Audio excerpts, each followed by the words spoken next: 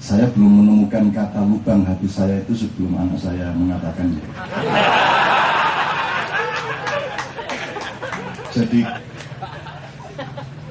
malam ini saya agak menemukan alasan yang agak rasional untuk mencoba memulai bangga terhadap anak saya. Tapi ini masih ujian pertama, jadi masih belum memenuhi syarat untuk betul dibanggakan.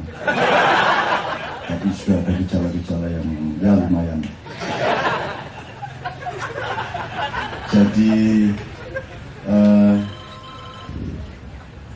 kalau engkau mencintai seseorang, bahkan engkau dibunuh oleh orang itu, kalau engkau menjadi cinta, maka dia hanyalah setitik debu di dalam lubang cintamu, kan gitu kira-kira. Jadi saya siap dengan itu semua, sehingga ketika saya pulang dan saya tidak menemukan sedikit pun gejala bahwa Indonesia akan berubah dari bandelnya, dari kacaunya, dari gelapnya ini. Mungkin beberapa hari saya sangat frustrasi, tetapi akhirnya saya menemukan, oh, saya sudah menyiapkan 1000 kali lipat cinta saya kepada Indonesia. Dengan keadaan apapun saja, dengan perlakuan yang seperti apapun kepada saya. Dan cinta saya harus diambil dari seluruh cinta para nabi, yang setiap nabi itu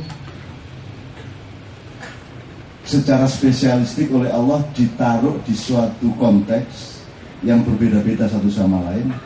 Dan kalau Anda mengacu setiap pengalaman Anda kepada pengalaman para nabi, maka Anda akan menjadi mudah, karena kalau Anda mengalami A, Anda tinggal noleh ke Nabi Yunus.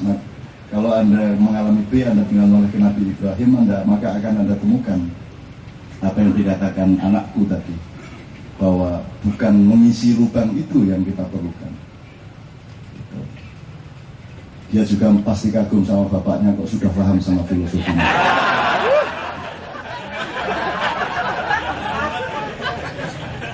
Oke, kira-kira seperti itu teman sekalian. Jadi ending dari apa yang saya akan bicarakan adalah optimisme kepada Indonesia di tengah kegelapan yang Iwan gambarkan. Nah, saya akan urut satu persatu. Pertama, untuk Bapak Cito saya ucapkan terima kasih untuk kedatangannya.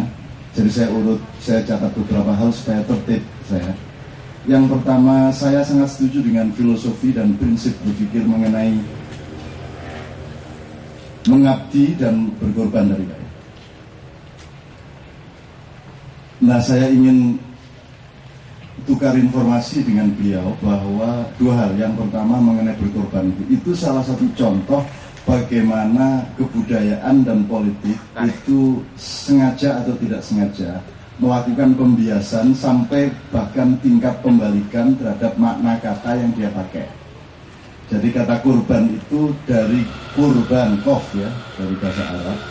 Kurban itu satu metode untuk mendapatkan kedekatan, itu namanya kurban. Jadi adjektifnya takorub,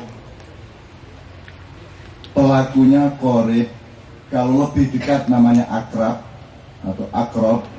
Kurban itu adalah metodologi sosial untuk memperoleh sesuatu yang semula belum dekat menjadi lebih dekat.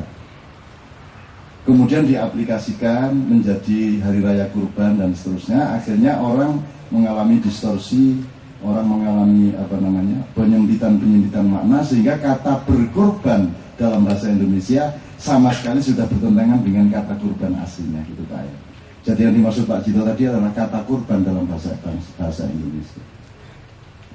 Ini juga yang saya bawa ke Belanda. Saya siapkan 10-15 kata-kata dari Islam yang sudah populer secara internasional.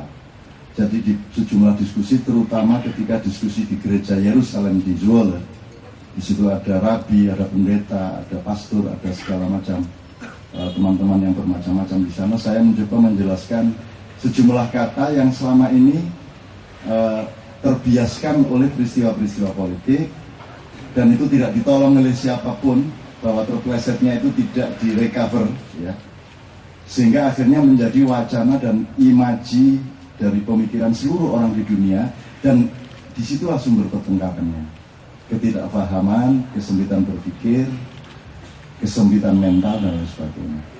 Jadi misalnya kurban sudah saya jelaskan. Misalnya kata kafir itu saya terus bilang sama mereka, Anda kan punya kasur. Nah, kasur itu biasanya ditutupi dengan cover bed.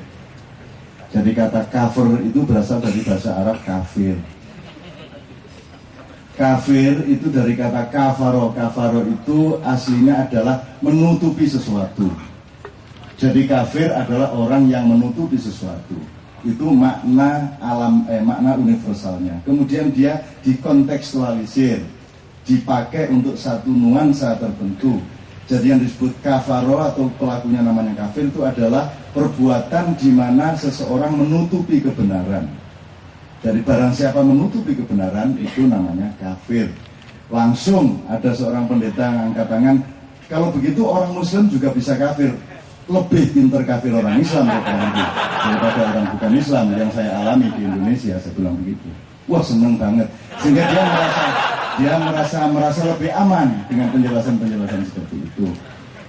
Terus saya jelaskan ada 8 macam kafir. Yang umum biasanya dikenal ada 3 macam kafir. Ya, tapi malam ini tidak perlu saya jelaskan satu persatu. Tapi pokoknya segala konteks dan peristiwa dan pengalaman Anda di mana Anda menutupi kebenaran itu namanya kafir. Satu contoh saja, seharusnya Anda terima kasih kok Anda tidak berterima kasih. Itu namanya kafir syukur, baik horizontal maupun vertikal. Wong Anda mestinya menyayangi istri ketika momentum tertentu Anda kok tidak menyayangi, berarti Anda menutupi kebenaran cinta yang seharusnya Anda berarti Anda kafir. Nah, harus kita pahami lagi, kata kafir itu jangan salah memfungsikan.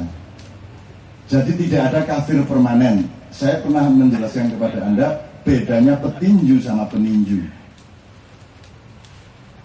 Petinju itu adalah orang yang memukul-mukul satu sama lain di dalam satu transaksi yang dilindungi oleh hukum. Maka dia kapanpun bisa disebut seorang petinju, karena ini skalanya adalah profesionalisme. Tapi kalau saya berantem sama Iwan dan saya meninju kepalanya Iwan, saya jangan disebut petinju. Saya peninju pada saat saya memukul dia. Setelah itu saya bukan peninju lagi, ngerti ya? Kalau saya dipijitin oleh Mbah Surip tadi ya, itu saya tidak boleh menyebut Mbah Surip adalah tukang pijat. Betul enggak? Dia memijit saya jam sekian, menit sekian sampai menit sekian. Tapi bukan berarti dia tukang pijit. Nah, di Indonesia itu ada kekeliruan klaim sosial yang luar biasa, di mana Mbah Surip itu disebut tukang pijit. Teroris itu ketika dia menteror. Begitu dia pulang ke rumahnya, terus dia menyayangi anaknya, dia bukan teroris pada waktu itu. Jadi tidak ada teroris permanen. Tidak boleh koran, televisi ngecap Amrozi adalah teroris. Tidak boleh. Soal Amrozi nanti kita bicarakan tersendiri secara sangat serius. Dengan data-datanya. Ya. Ini sekarang sedang musim haji, saya kasih contoh yang lain. Tadi malam di Padang Bulan juga kita diskusikan. Sekarang, kalau Anda baca ayat, Anda baca hadis, Anda baca keterangan-keterangan mengenai syariat naik haji, itu ada perbedaan sangat prinsipil antara aslinya bahasa Arab dengan pemahaman dalam bahasa Indonesia. Ketika seseorang wukuf nanti, ya, jamaah haji dari Indonesia, itu dia haji apa calon haji? Calon haji.